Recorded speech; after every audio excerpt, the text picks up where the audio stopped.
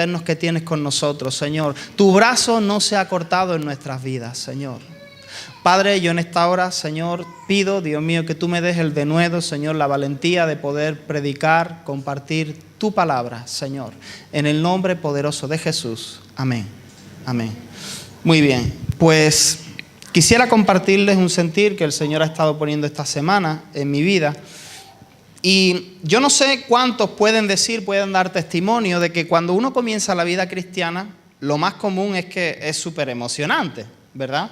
Al comienzo son puras emociones, no solo emociones, ¿no? La obra que Dios está haciendo, ¿no? Pero como que uno, es como algo muy emocionante, ¿verdad? De sentir continuamente la presencia de Dios, ¿no? Dios nos trata como a niños pequeños, como a bebés.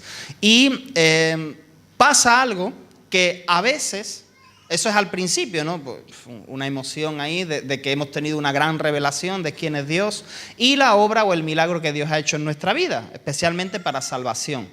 Pero podemos llegar a tiempos en la vida cristiana, ¿verdad? En nuestra relación con Dios, donde a pesar de que ya tengamos cierta estabilidad, de que hayamos llegado a cierta madurez, y digo estabilidad de que estamos buscando de Dios regularmente, estamos asistiendo regularmente a la congregación, a la iglesia. Tenemos un compromiso, podemos decir, con el Señor y con su obra, pero que a pesar de esto, de que tenemos cierta estabilidad, podemos entrar como en un sentir, ¿verdad? O en un estado de insatisfacción. Insatisfacción, un vacío, ¿verdad? A pesar de que conocemos al Señor y de que más o menos estamos haciendo las cosas como tenemos que hacerlas. Y yo no me refiero a un sentimiento de insatisfacción, de vacío o de sequedad que pueda venir, pues por ejemplo, cuando estamos encubriendo un pecado. Porque sabemos que la palabra de Dios nos dice, ¿no? El que encubre el pecado no puede prosperar. No puede desarrollarse, no puede avanzar, no puede tener el respaldo, ¿verdad? Entonces no me refiero a eso, ni tampoco me estoy refiriendo a un sentir que tenemos cuando hemos escuchado alguna vez la famosa frase, es que estoy pasando por un desierto. ¿Sí? ¿Hemos escuchado eso? Pero a veces pasamos por desierto y de pronto hasta tengamos una palabra de Dios, ¿no? Y sabemos que, bueno, Dios dijo que Él llevó al pueblo de Israel, a su pueblo, por el desierto para probarlo, ¿verdad? Es algo que Dios permite para probarnos, para ver realmente qué es lo que hay en nuestro corazón y para ver si hemos de servirle o no, ¿verdad? En la siguiente etapa que Él nos tiene preparada. Pero yo no me refiero a estas circunstancias, me refiero a un vacío e insatisfacción que puede haber en nuestra vida cuando no estamos teniendo el enfoque o no estamos teniendo la visión de Dios para este tiempo, ¿verdad? Cuando por motivos de que estamos un poco desorientados y a pesar de que nos mantenemos fieles, de que nos mantenemos activos, pero llegamos a momentos, a circunstancias donde no tenemos visión. Somos creyentes, hemos conocido al Señor, ¿verdad? Hemos visto su poder y su gloria anteriormente. Y escucho de testimonios y de las cosas que Dios hace, quizá cada día. Pero estoy desenfocado, estoy sin rumbo en la vida cristiana. No estoy, como decía Pacha, en el centro de la voluntad de Dios. Estoy quizás haciendo muchas actividades, ¿no? Y puedo caer hasta en activismo, pero no estoy dando en el blanco, no estoy caminando en el centro de la voluntad de Dios. Y se despierta dentro de mí un sentir de insatisfacción. A pesar de que tengo a Cristo, pero es como, voy a decir entre comillas, como que Cristo no es suficiente para mi vida. Me falta algo más. Y a veces podemos estar en este estado de manera inconsciente y automáticamente empezamos a buscar cosas, a trazarnos metas, a ponernos objetivos que, aunque sean lícitos y no sean pecaminosos, entre comillas, pero no están en el centro de la voluntad de Dios. Y entonces empiezo a desear algunas cosas para yo buscar un sentido de realización en mi vida. Yo no sé a cuántos le ha ocurrido esto alguna vez en la vida cristiana. Porque cuando uno no conoce a Dios, sabemos, ¿no? Hay un vacío, una búsqueda, ¿verdad? De algo. Caemos en cuántas cosas, en cuántas trampas. Pero esto, hermano, nos puede ocurrir conociendo al Señor también. Por una falta de enfoque o por no tener la visión de Dios, por no entender qué Dios quiere que yo haga en este tiempo. Entonces, a veces podemos estar muy ocupados en las cosas de Dios y a la vez sentirnos insatisfechos. Y entonces nos damos cuenta que el problema es que no estamos dando en el blanco. No estamos acertando, ¿verdad? A dar en el blanco. Y a veces por las metas y cosas que nos marcamos, alcanzamos, pero no es duradero el gozo. No es duradera la satisfacción.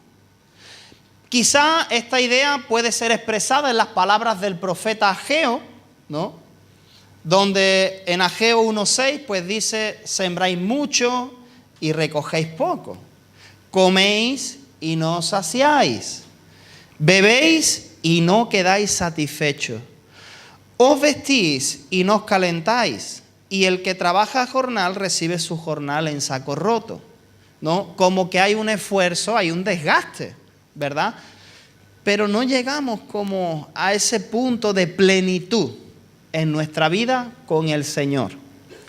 Ahora, el problema, un obstáculo que a veces nos vamos a encontrar, una barrera, es cuando nos miramos a nosotros mismos y decimos: pero yo no me veo tan mal. No estamos tan mal, ¿verdad?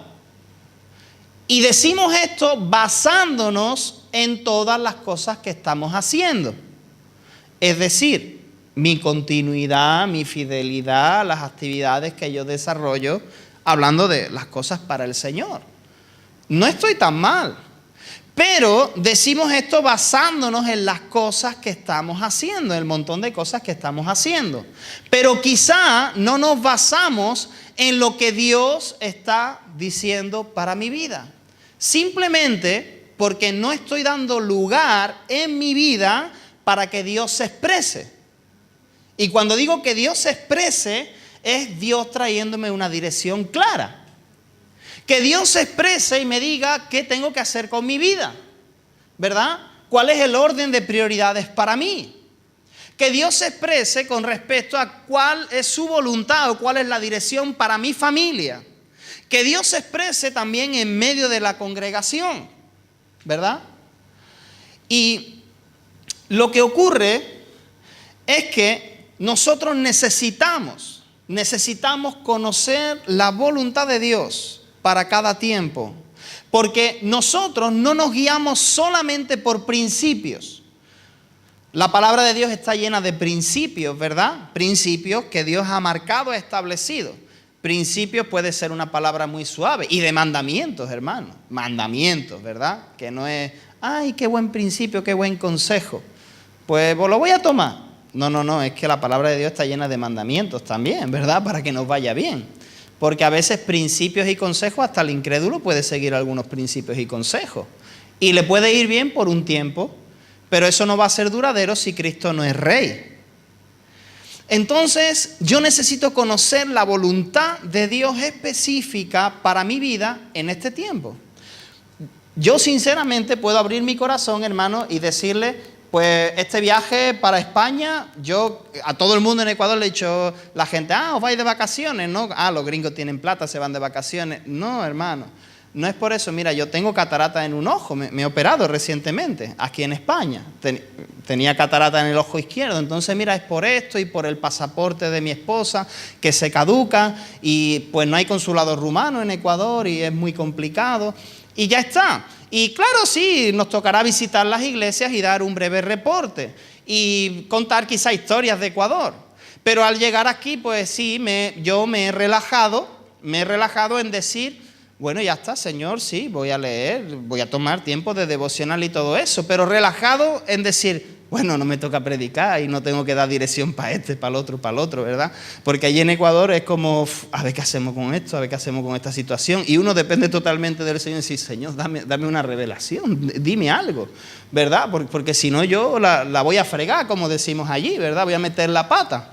Pero al estar en España, bueno, como yo aquí simplemente, pues saludaré a la gente, ¿verdad? Diré lo que se está haciendo allí, pero yo no tengo responsabilidades aquí. Me voy a relajar. Y el Señor me dice, tú no estás aquí de vacaciones. Tú estás aquí con un propósito. Y entonces uno se echa a temblar, digo, porque yo no quiero decir cualquier cosa. Yo necesito estar conectado con el Señor, que el Señor me guíe, me diga qué tengo que hablar, qué tengo que decir, no solamente contar historias de Ecuador. Porque si no hablo cosas vacías. Y entonces, pues quizá uno piensa de una manera, pero el Señor tiene su voluntad específica para cada tiempo. Sus pensamientos son más altos que los nuestros. Entonces, podríamos preguntarnos, decía antes, ¿verdad? No nos guiamos solo por principios, sino por el Espíritu Santo. Dice Romanos 8:14, que los que son guiados por el Espíritu Santo, habla de una guía, ¿verdad? Estos son los hijos de Dios. Hermano, yo necesito, ¿no? Si usted considera, yo soy hijo de Dios, entonces necesito la guía del Espíritu Santo. Ahora, pregúntese ahí donde está, no conteste, pero ¿cuándo fue la última vez que ha oído la voz de Dios? Claramente. No quizá una voz audible, pero usted sabe que Dios le habló. Dios se ha comunicado conmigo, me ha hablado. A través de la lectura de la palabra, a través de una predicación un domingo, a través de una persona que ha venido, yo no sé, a través de un sentir, una impresión del Espíritu Santo. ¿Cuándo ha sido la última vez que Dios se ha comunicado conmigo? ¿Cuándo la última vez que he recibido dirección o instrucción de parte del Señor? ¿Cuándo la última vez que he dicho, Señor, aparentemente me veo bien, pero ¿cómo me ves tú? Porque eso quizás será lo peor, ¿verdad? De decir, pues yo me veo bien. Señor, pero ¿cómo me estás viendo tú en este tiempo? ¿Hay algo que tengo que corregir, que hacer? ¿Tengo que hacer algún cambio de dirección? ¿Y cuándo la última vez que nos hemos quebrantado, nos hemos roto delante del Señor? De decir, Señor, aquí estoy. Te busco no porque hay un problema, porque hay una situación. Señor, aquí estoy, dime lo que tú quieras, Dios mío. Me rompo delante de ti. Me rompo, me quebranto, ¿verdad? Haz conmigo lo que tú quieras. Aquí estoy. Si tengo que hacer cambios drásticos en mi vida, Señor, dímelo. El pueblo de Israel, y vamos a Éxodo capítulo 19. No me voy a alargar mucho. Éxodo capítulo 19. Conocemos la historia del pueblo de Israel. Y el pueblo de Israel, Éxodo 19, vamos a leer pues del 1 al 6. Pero quiero decirles que cuando empezamos a leer en Éxodo la historia del pueblo de Israel, vemos que siempre estaba insatisfecho, siempre descontento, siempre quejándose, ¿verdad? Salen de Egipto viendo tremendas señales y prodigios, viendo la mano poderosa de Dios, Dios en medio de ellos. Llegan al Mar Rojo, ¿no? El primer aprieto. ¿Para qué nos traes aquí? Mejor hubiéramos muerto en Egipto. Queja, murmuración, ¿verdad? Dios abre el mar, cruzan. Llegan al agua amarga en Mara, prueban, ¿para qué? ¿Verdad? ¡Qué pena! ¿Para qué nos traes aquí? Bueno, agua dulce, tomen. ¡Ay, qué hambre! ¿Verdad? Tomen maná. Maná. Carne queremos nosotros. Allí nos sentábamos en las ollas de carne, ¿verdad? En Egipto. Y era una continua queja. Nunca estaban contentos con nada, hermano. Ahora, lo que ocurre es que el pueblo de Israel salió de Egipto y Dios estaba en medio de ellos, pero ellos no aceptaron ni entendieron el propósito que Dios tenía con ellos. Ellos no tuvieron visión de parte de Dios. no entendían por qué estaban saliendo de Egipto. Ellos clamaron, no, dice que hubo como un clamor por la opresión que tenían en Egipto, y entonces Dios responde. Entonces el pueblo salió, vio la mano de Dios, pero no tenían visión, y dice que la mayoría, bueno, la gran multitud del pueblo de Israel pereció en el desierto, de los que habían salido de Egipto. Dice que por causa de la incredulidad y de la dureza de su corazón. Y dice la historia de Israel, del pueblo de Israel, pues para nosotros tiene que ser algo relevante, porque luego nos dice que estas cosas fueron escritas para nosotros, para que no caigamos en cosas semejantes. Y lo que ocurre que es que no los israelitas por ser israelitas eran peores, si es que habla del corazón humano, ¿verdad? Entonces ellos no tenían un enfoque claro, y vamos a leer ahora cuál era el plan de Dios para Israel. A veces podemos decir, el plan de Dios era sacarle de Egipto y llevarle a la tierra prometida. No, hermano, el plan de Dios va más allá. El plan de Dios va más allá. Dice Éxodo 19, desde el 1 vamos a leer hasta el 6 para ponernos en el contexto. Dice: en el mes tercero de la salida de los hijos de Israel de la tierra de Egipto, en el mismo día llegaron al desierto de Sinaí. Habían salido de Refidín y llegaron al desierto de Sinaí y acamparon en el desierto. Y acampó allí Israel delante del monte, y Moisés subió a Dios, y Jehová lo llamó desde el monte diciendo: así dirás a la casa de Jacob y anunciarás a los hijos de Israel. Mira el mensaje de Dios para Israel, para este pueblo. Vosotros visteis lo que hice a los egipcios, y cómo os tomé sobre alas de águilas, cómo yo os rescaté de ahí, y os he traído a mí.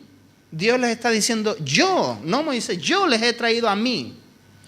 Y sigue diciendo: ahora pues, si diereis oído a mi voz, si ustedes, todo el pueblo de Israel, dieren oído a mi voz y guardareis mi pacto, vosotros seréis mi especial tesoro sobre todos los pueblos, porque mía es toda la tierra. Y vosotros me seréis un reino de sacerdotes y gente santa. Estas son las palabras que dirás a los hijos de Israel. Si leemos en Isaías capítulo 49, versículo 6. Isaías capítulo 49, versículo 6. Dios, hablando a través del profeta a su pueblo, mira lo que dice aquí. Isaías 49, versículo 6. Dice: poco es para mí que tú seas mi siervo para levantar las tribus de Jacob y para que restaures el remanente de Israel. También te di por luz de las naciones para que seas mi salvación hasta lo postrero de la tierra. Está diciendo la misma cosa. Miren, ustedes me van a hacer un reino de sacerdotes. Es decir, ustedes van a ser personas que van a ministrar mi presencia. Van a mostrar mi gloria a todas las naciones. Dice en Isaías luego. Dice: poco es para mí que ustedes sean mis siervos, solamente para trabajar o restaurar las tribus de Jacob, sino que también les he dado por luz a las naciones. Pero una luz no para que simplemente la gente diga: wow, qué sorprendente, yo no entiendo lo que hace esta gente. Sino para que esta luz llegue a tal punto que pueda traer salvación. Y esta misma idea o este mismo pensamiento que está en la mente de Dios nos alcanza a nosotros. Primera de Pedro 2, 9 y 10. Este plan no es solo para Israel, no es solo para los que salieron de Egipto. Nos alcanza a nosotros en Primera de Pedro capítulo 2, donde dice: mas vosotros sois linaje escogido, real sacerdocio, nación santa, pueblo adquirido por Dios, para que anunciéis las virtudes de aquel que os llamó de las tinieblas a su luz admirable. El 10. Vosotros que en otro tiempo no erais pueblo, pero ahora sois pueblo de Dios, que en otro tiempo no habíais alcanzado misericordia, pero ahora habéis alcanzado misericordia. Y eso nos lo dice a nosotros. ¿Y qué más podemos decir? Este pensamiento que está en el corazón de Dios se extiende, ¿verdad? Jesús dijo, ustedes son la luz del mundo. Y esa luz no se debe esconder. Lo vemos en la figura de 2 de Corintios, que nos encanta, 2 de Corintios 5, ¿verdad? Del 17 al 20, en el 17 dice, de modo que si alguno está en Cristo, nueva criatura es. Las cosas viejas pasaron y aquí todas son hechas nuevas. Nos encanta proclamar esta palabra. Pero ahí, en ese contexto, unos versiculitos un poquito más adelante, nos habla de que somos embajadores. Y nos habla de que se nos dio, se nos encargó el ministerio de la reconciliación. Cristo en nosotros, clamando, ¿verdad?, al mundo, reconciliados con Dios. ¡Wow! Entonces, Dios no ha cambiado de opinión. Entonces, el plan de Dios a través del pueblo de Israel no es solamente quitarles, sacarles de la esclavitud y llevarles a un sitio muy bonito. Y que digan todas las naciones, wow, ¿qué Dios será el que tiene este pueblo? Y se queden en eso. Sino que desde ahí, desde el lugar donde Dios lleva a su pueblo y se glorifica y les prospera y les bendice, ellos puedan asumir su nuevo rol, su nueva identidad como sacerdotes, como embajadores, como luz del mundo. Y esto nos afecta a nosotros y nos alcanza a nosotros también. Dios ama a las naciones porque las naciones son suyas. Mía es la tierra y su plenitud y todos los que habitan en ella. El príncipe de este mundo, Satanás, ¿verdad?, haciendo ahí su papel, pero la tierra es del Señor. Los que habitan en la tierra son del Señor. Tenemos ese libre albedrío, como decía Pacha al principio. Pero Dios ama las naciones. Dios ama a las almas de todas las naciones. Mira, la finalidad de Dios para Israel nunca fue la tierra prometida. Escuche bien, la finalidad. Finalidad, hablamos de llegaron a la tierra prometida, se acabó ahí el plan de Dios, ¿verdad? Eso era, se cumplió, consumado es. Nunca fue esa la finalidad. La finalidad de Dios, el plan de Dios iba más allá. Hermano, escuche bien, la finalidad de Dios para usted no es que alcance